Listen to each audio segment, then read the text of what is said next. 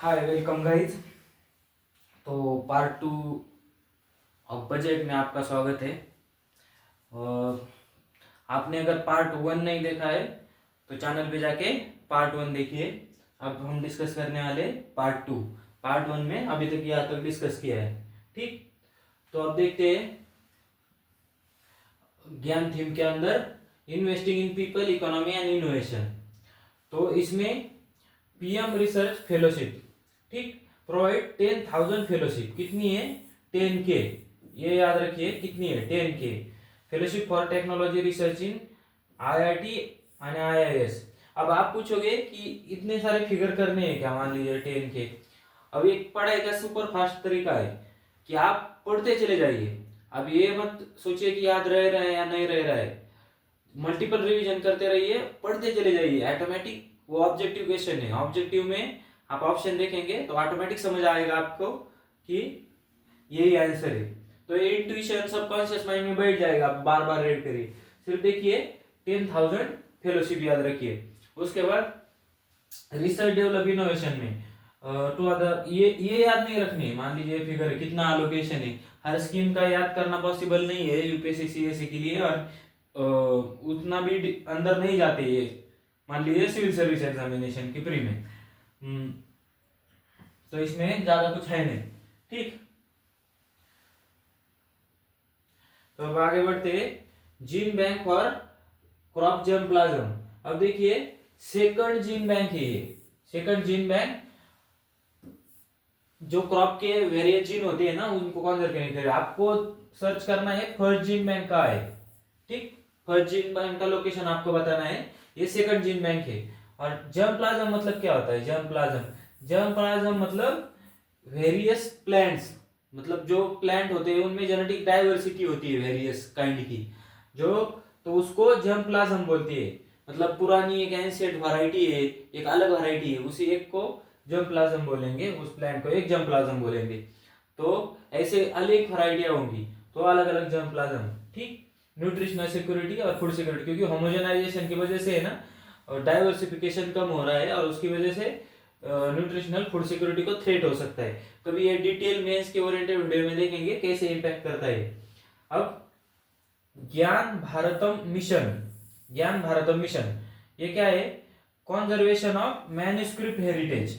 जो मैन्युस्क्रिप्ट होते हैं ना उसको, ये ज्ञान है। मान लीजिए मैन्युस्क्रिप्ट मतलब ज्ञान है, ज्ञान भारतम मिशन, ठीक। और more than 1 crore manuscript conserve करने, और उसके लिए एक इंस्टीट्यूशन तैयार किया जाएगा, national digital repository of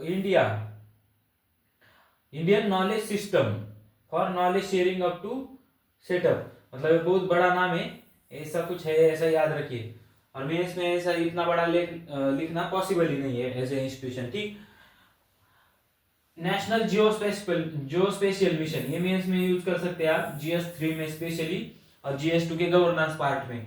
national geospatial mission क्या है? Development foundation of geospatial infrastructure data using PM Gati Shakti, facilitate modernisation, land record, urban planning. मतलब ये सब स्पेशल प्लानिंग के लिए, स्मार्ट प्लानिंग के लिए यूज होगा, ठीक। तो बढ़ते हैं आगे। अब एक्सपोर्ट्स के लिए क्या किया है गवर्नमेंट में? देखिए एक्सपोर्ट प्रमोशन मिशन एक लॉन्च किया है, export promotion mission with sectoral ministerial target to facilitate easy access to export credit. Export credit के लिए क्रॉस बॉर्डर फैक्टरिंग सपोर्ट, ठीक, support to MSME tackle non tariff measures in oversea market. मतलब non tariff measure क्या होते हैं? जैसे हमारे mango में फ्रूट फ्लाई बोलते हैं वो फॉरेन कंट्रीज, यूरोपियन कंट्रीज। हमारे मिल्क में फुट एंड माउथ डिसीज बोलते हैं ऑस्ट्रेलियन मार्केट। तो ये ऐसे नॉन टैरिफ मेजर बोलते हैं इसको, टैरिफ के अलावा। तो कभी और डिटेल इकोनॉमिक के लेक्चर में पढ़ेंगे। तो फिर याद रखिए एक्सपोर्ट प्रमोशन मिशन, इसके ऑब्जेक्टिव क्या क्या है? एक नॉन टैरिफ है, और एक्सपोर्ट क्रेडिट, और बाकी सपोर्ट, क्रॉस बॉर्डर सपोर्ट, ठीक। भारत ट्रेड नेट, ये डिजिटल पब्लिक इंफ्रास्ट्रक्चर तैयार किया है, भारत ट्रेड नेट। तो इसमें trade documentation, financing solution, support for integrated global supply chain, मतलब डॉक्यूमेंट और फाइनेंसिंग सॉल्यूशन देखा जाएगा भारत ट्रेड नेटवर्क। इसमें हम बैलेंस ऑफ ट्रेड या इकोनॉमिक्स का कोई क्वेश्चन होगा तो उसमें ये यूज कर सकते हैं एक्सपोर्ट प्रमोशन में। उसके बाद national framework for GCC as a guidance star for promotion global capability centre in emerging tier 2 cities, warehousing facility for air cargo to facilitate upgradation of infrastructure and warehousing for air cargo including high value perishable horticulture produce।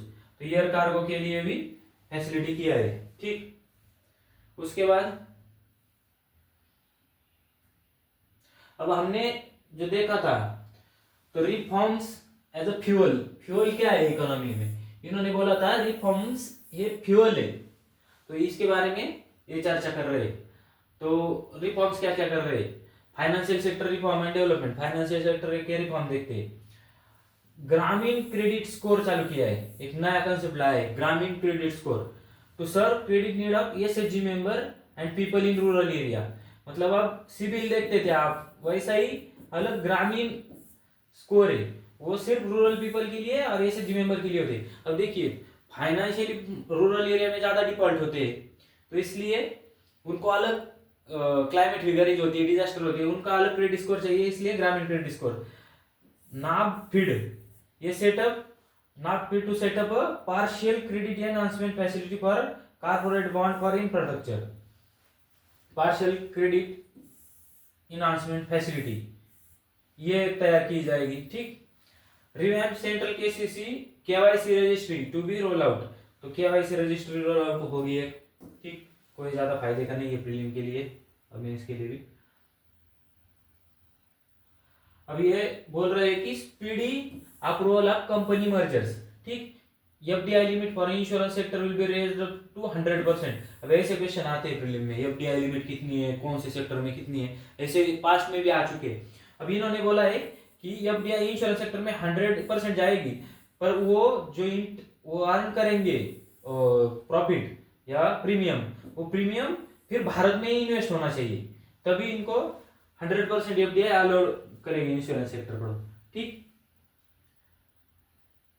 अब tax reform, new tax income tax bill आएगा, उसमें होगा। ठीक,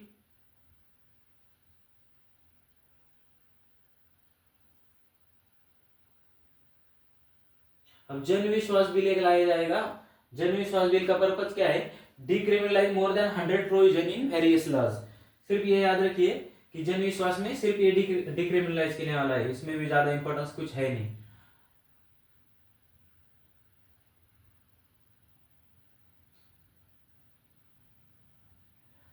अब इन्होंने removal of 10 tariff rates, वो भी important नहीं ज्यादा।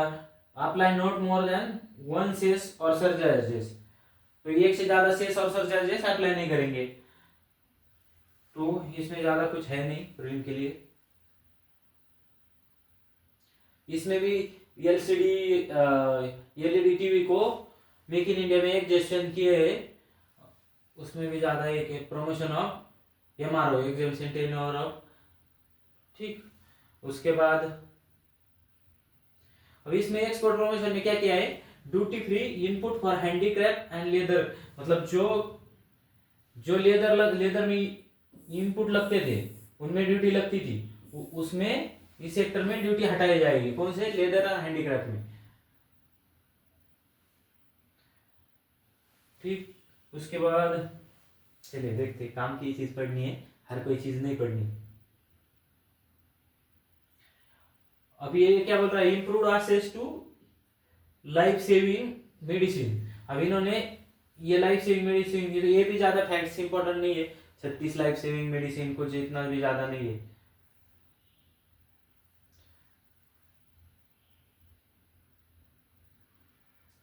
अब इसमें डायरेक्ट टैक्स प्रपोजल में इसमें क्या रिफॉर्म देखते हैं, introduce scheme for determining arm's length price of international transaction for block period of 3 year, expansion scope leviable rules, मतलब कुछ ज्यादा नहीं है, ये हमारे काम की चीज ये है।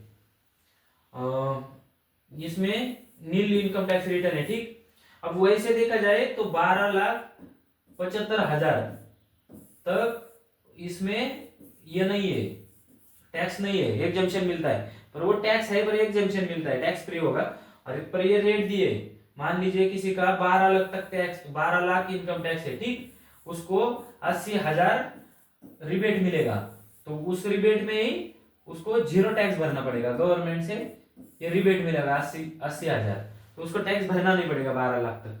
तो भी नॉमिनल रेट याद रखिए कि 24 लाख के ऊपर गया तो 30% है, 20 से 24 लाख तक 25% है, 16 से 20 लाख पर 20% है।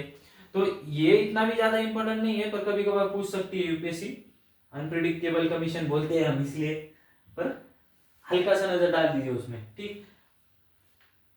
अब टैक्स डिडक्शन, अब ये देखिए tax deduction limit for senior citizen is doubled from 50,000 to 1 lakh. Tax deduction limit for senior citizen, ये याद रखिए 1 लाख तक की।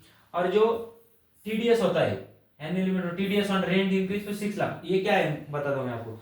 मान लीजिए किसी के मकान है, वो रेंट पे दिया है बिल्डिंग, तो उसका अगर एनुअल उसको रेंट के 6 लाख के ऊपर आ रहे तो उसको टीडीएस भरना पड़ेगा, ठीक। पहले क्या था कि 2.5 लाख तक रेंट का इनकम है तो उसको टीडीएस भरना पड़ता था, अब 6 लाख तक टीडीएस कटेगा।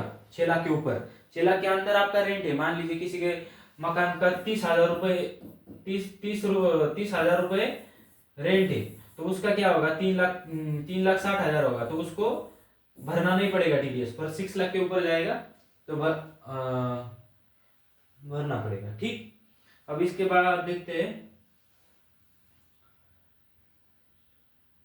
अब reducing compliance burden, reduce compliance for small charitable trust institution increase period of 10 year तक। हल्का सा याद रखिए कि कंप्लायंस बर्डन कितने तक, 10 साल तक किया है। और जो tax payer allowed to claim annual value of 2 occupied properties, पहले एक ही प्रॉपर्टी पे क्लेम कर सकते थे, अब 2 प्रॉपर्टी पे क्लेम कर सकते हैं, ठीक।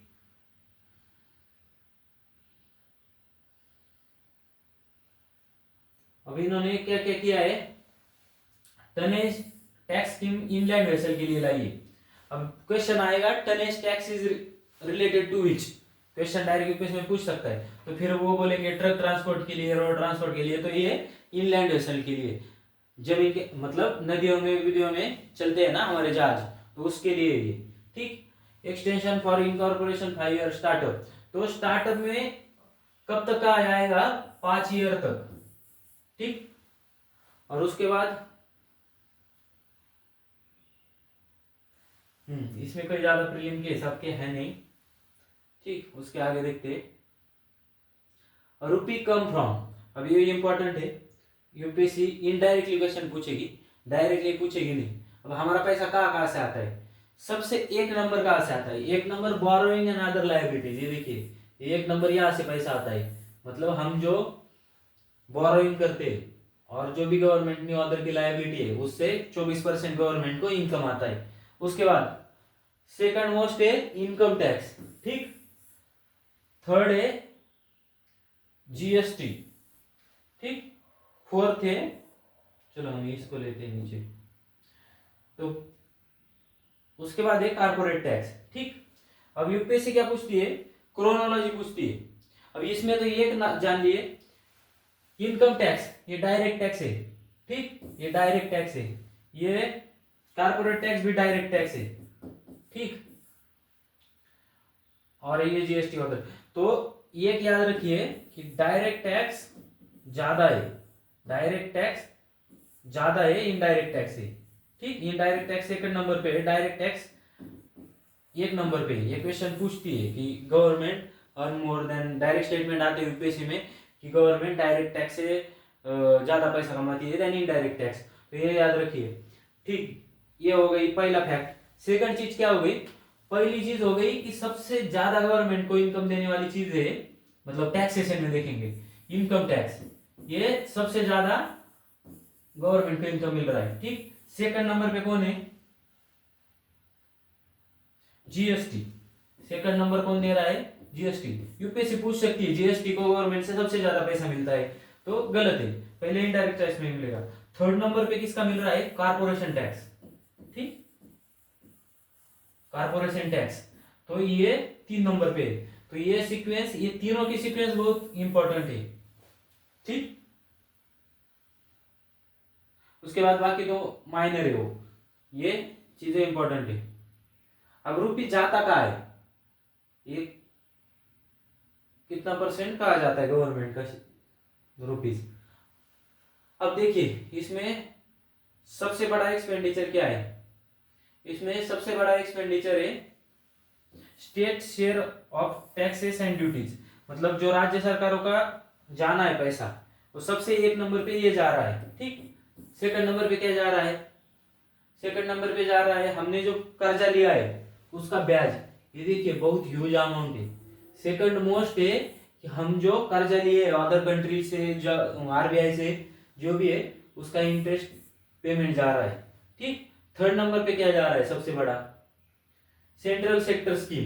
देखिए थर्ड नंबर पे सेंट्रल सेक्टर स्कीम जा रही है, central sector scheme excluding duress and subsidies. ठीक है, 16% मेजर एक्सपेंडिचर है। डिफेंस में 8% जा रहा है। ठीक, ये major major central sponsor scheme देखिए 8% है। सेंट्रल सेक्टर स्कीम में कितना है, देखिए 16% है, मतलब दुगना है। 8% सेंट्रल में और इंटू 2 मतलब सेंट्रल सेक्टर स्कीम, ये याद रखिए। ठीक है, पेंशन में कुछ ज्यादा नहीं जा रहा है, स्टेटमेंट पूछेंगे पेंशन में 4 ही जा रहा है। ऐसे यूपीएससी डायरेक्ट परसेंट नहीं पूछेगी आपको कौन सा ज्यादा है, ऐसे पूछ सकती है। ठीक, तो पेंशन में इतना जा रहा है, तो मोटा मोटा ये फिगर ऐसे एनालाइज करनी है। ठीक, अब फाइनेंस कमीशन भी 8% है, सेंट्रल स्पॉन्सर स्कीम भी 8% है। देखिए फाइनेंशियल कमीशन का ये भी ज्यादा इतना बड़ा ट्रांसफर नहीं है। रेवेन्यू रिसिप्ट है, ये कैपिटल रिसिप्ट है। पूछा जा सकता है कि रेवेन्यू रिसिप्ट बड़ी है कि कैपिटल रिसिप्ट बड़ी है, यूपीएससी में प्रीलिम क्वेश्चन पूछेगी। तो ये देखिए ये है 34 लाख करोड़ की रेवेन्यू रिसिप्ट है और कैपिटल रिसिप्ट है 16 लाख की। ठीक, तो ये याद रखिए सबसे बड़ी है रेवेन्यू रिसिप्ट, ये सबसे बड़ी है। फर्स्ट नंबर पे रेवेन्यू रिसिप्ट है और सेकंड नंबर पे कैपिटल रिसिप्ट है। ठीक, कौन से भी देश के लिए रेवेन्यू रिसिप्ट अच्छी है कैपिटल रिसिप्ट से। कैपिटल रिसिप्ट ज्यादा मतलब आप अपने एसेट बेच रहे हो और पैसा कमा रहे हो गवर्नमेंट चलाने के लिए, वो कभी अच्छी नहीं होती। कभी भी रेवेन्यू रिसिप्ट ही बड़ी होनी चाहिए और वो इंडिया के केस में बड़ी है, 34 लाख करोड़ की है। ठीक, उसमें फिगर नहीं पूछेंगे पर पूछेंगे कौन सी बड़ी है। ठीक, अभी एक्सपेंडिचर देखिए कौन सा ज्यादा हो रहा है। अभी यहाँ ट्रेंड थोड़ा गड़बड़ी, देखिए effective capital expenditure 15 lakh crore हो रहा है और जो रेवेन्यू एक्सपेंडिचर है 39 लाख करोड़ का हो रहा है। अब ये देखिए इसमें रेवेन्यू एक्सपेंडिचर ज्यादा है, ये देश के लिए अच्छी चीज नहीं है। मान लीजिए देश के लिए कभी भी कैपिटल एक्सपेंडिचर ज्यादा होना इन लॉन्ग टर्म फायदेमंद है। मान लीजिए कोई रास्ते बनेंगे, रेलवे बनेगी, मतलब जो भी इंफ्रास्ट्रक्चर बनेगा, स्कूल्स बनेंगे, ये लॉन्ग रन के लिए देश के फायदे के लिए। तो ये याद रखिए या उल्टा ट्रेंड है। हमने रिसिप्ट में ट्रेंड देखा था वो बहुत इंडिया के फेवर में, और जो एक्सपेंडिचर का ट्रेंड है वो अच्छा नहीं है। ये देखिए सबसे बड़ा क्या है, सबसे बड़ा है रेवेन्यू एक्सपेंडिचर। ठीक, और सेकंड नंबर पे है कैपिटल एक्सपेंडिचर। ठीक, तो ये याद रखिए, इस पे भी ऑब्जेक्टिव बन सकता है कौन बड़ा है। तो हमारा रेवेन्यू एक्सपेंडिचर बड़ा है कैपिटल एक्सपेंडिचर से। ठीक, अब डिफिसिट ट्रेंड बता रहा है। अब यूपीएससी को एक आदत है, क्वेश्चन आप देख रहे होंगे कि India's revenue deficit consistently increased, consistently decreased, ऐसे इकोनॉमी में क्वेश्चन आ रहे हैं। तो हम इसका एनालाइज करेंगे। आप क्वेश्चन छूटना नहीं चाहिए, रॉन्ग नहीं होना चाहिए। आप ध्यान से पढ़िए, बार बार लेक्चर देखिए, ये बहुत इंपॉर्टेंट फैक्ट है। अब देखिए फिजिकल डेफिसिट, फिजिकल डेफिसिट अब देखिए कौन से साल से डाटा दिया है, 2021-22। ठीक, 2024-25 मान लीजिए या 25-26 मान लीजिए। ठीक है, ये रिवाइज एस्टिमेट है। तो ऐसा क्वेश्चन आया 2021-20 से 2025 तक हमारी फिजिकल डेफिसिट कंसिस्टेंटली कम हुई है। तो ये देखिए राइट है, कम होती जा रही है। ग्राफ देखिए ना, ग्राफ कम होती जा रही है। 6.7% थी फिजिकल डेफिसिट, तो 4.4। आप बोलेंगे याद रखने के फिगर, तो ये मेंस में फायदेमंद है ज्यादा। ये 4.4 है, ये 1.5 है, ये दो, ये लास्ट वाले फिगर याद रखना, अच्छी मतलब रख सकते हैं, फायदे का ये। अब रेवेन्यू डेफिसिट, रेवेन्यू डेफिसिट भी देखिए सेम कंटिन्यूअसली डिक्रीज हुई, फिजिकल डेफिसिट भी कंटिन्यूअसली डिक्रीज हुई, रेवेन्यू डेफिसिट भी 1.5% है। ठीक, effective revenue deficit sorry, effective revenue deficit, तो ये भी कंसिस्टेंटली कम हुई है। ये देखिए 0.4 3%। ठीक, प्राइमरी डिफिसिट देखिए वो भी कंसिस्टेंटली कम हुए, मतलब जो डिफिसिट है, ठीक, जो डिफिसिट है वो कंसिस्टेंटली कम हुई है, तो फिजिकल परफॉर्मेंस गवर्नमेंट का अच्छा रहा है, ये डिफिसिट कम हुई है। तो ये क्वेश्चन पूछेंगे तो आपको पहले का आंसर डिफिसिट क्वेश्चन आया तो याद रखना है सब कंसिस्टेंटली कम हुई है 2021-22 से, ये राइट मारना है, क्लिक मारना है, सही करना है आपको। ठीक, और दूसरी चीज परसेंटेज ट्राई करना, याद रहे, रहेगा नहीं रहेगा तो छोड़ दीजिए, पर ट्राई करिए।